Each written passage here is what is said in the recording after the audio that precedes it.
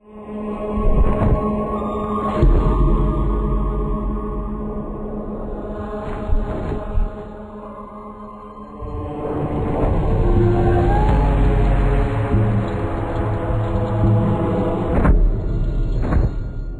Inferno, there's just nowhere to just hang out. You know, I'm just going to go to the jacuzzi area. Anger is all about just intense violence and rage. Everything in the world is against you. Cutting limbs off, heads are coming off. Boom, boom, boom. Anger is definitely a level that Dante can sort of unleash his fury on.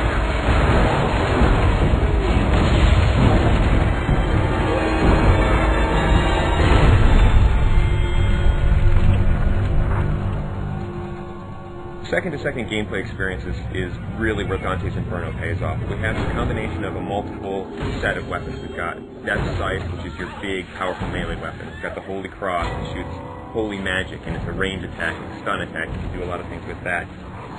In addition to that, we have magic. You'll have magic powers that are on the righteous side and the unholy side. If you're in trouble and you want to like get out of the way or jump in the air or roll over there, whip out the side, flash across, all those things lead into each other. You don't kind of have to stop, start up something else. The main thing is you have a big ass scythe in your hand. We had like a sword first. It wasn't feeling right. It just felt small and puny. The scythe's the thing here. That's almost the other character in there. The scythe that Dante uses is actually Death Scythe. It's dark, it's evil, it's punishing, it's sharp. There's actually a lot of different modes you could go in. It could kind of have this sort of straight spear-like mode. It also has what we call sort of the collapse mode, where it's more like a scythe that's just on his wrist.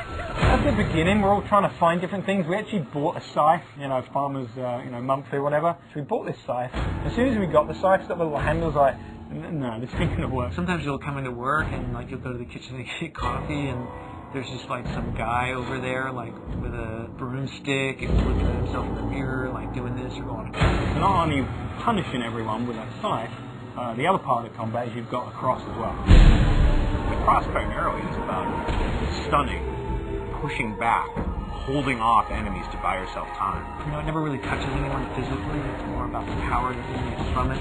It's a little bit more about crowd control. I kind of liken it to sort of like the Force in Star Wars. It's really used as a great way to either set up a combo or a way to hold them in place while you then beat the shit out of them with the scythe. We really leave it open to the player whether they want to go sort of all in on the holy powers, whether they want to go all in on the scythe powers, or do a mix of both. It's kind of a reason that Dante's got these two weapons, kind of yin and yang, they're dualistic. That plays out, not just in combat, but in the story as well. That's the whole personality of Dante's Inferno. The most important thing to us was making sure that the combat felt awesome. One of the big things that we wanted to do in Dante's Inferno is really have the game run at 60 frames per second. 60 feels free, it feels fluid. 30 feels like you're drunk. I mean, we did some tests, where we took 30 and we took 60. As soon as you go to 60, you just see the flow, you see the trails, the scythes leaving behind, and it's just the smoothness. Yeah. It's a visual and a tactile thing. It's how it feels, but 60 frames a second is pretty good. Especially with all the great effects we got going on in the game now.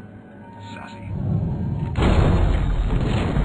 By the time you get to anger, you're kicking some ass, but don't get too comfortable, because pretty soon the shit's really going to go down. Knowing the anger, which is really combat focused, you're really going to test your skills in that arena. Then you're going to go into heresy, which I think will make you think about certain things that you may not normally think about in the video game. Dante starts to go wild.